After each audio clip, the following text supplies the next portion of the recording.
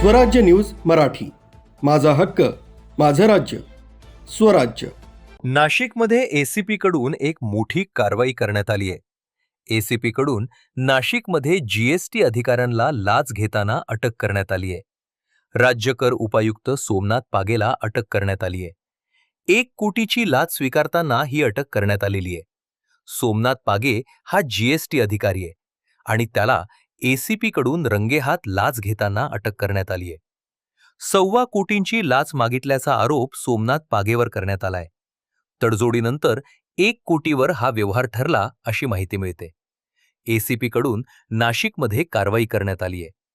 पहिला हप्ता 20 लाख घेताना खासगी व्यक्ती अमित हिरामण जाधव याला एसीपीनं रंगेहात पकडलाय. जीएसटीच्या स्टेट विभागाच्या कार्यालयात ही कारवाई करण्यात आली आहे. अँटी करप्शनच्या मुंबई पथकानं पाळत ठेवत राज्यकर उपायुक्त सोमनाथ पागेला पैसे घेताना धाड टाकत अटक केली आहे. काल संध्याकाळी संपूर्ण प्रक्रिया झाल्यानंतर त्यांना अधिकृतपणे अटक केली आहे. त्यांच्या घराची झडती घेत त्याचबरोबर त्यांची मालमत्ता आहे त्याबद्दल ही चौकशी केली जात आहे. आज त्यांना नाशिक कोर्टात हजर करण्यात येणार आहे. ब्युरो रिपोर्ट स्वाती शेलार, स्वराज्य न्यूज मराठी, नाशिक.